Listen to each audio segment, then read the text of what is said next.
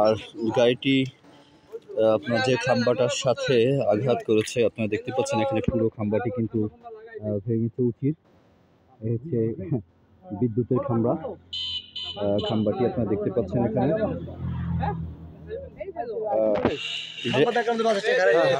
ভাই অ্যাক্সিডেন্টটা হইলে কিভাবে কেউ বলতে পারবেন? মানে কিভাবে কি হয়েছে কি বলতে পারবেন? রাত 1টা বাজে না?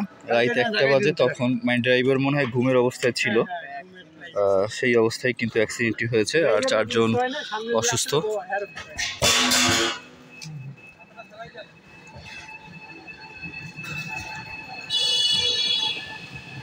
দেখতে পাচ্ছি এ হচ্ছে গাড়িটির ভিতরের অবস্থা।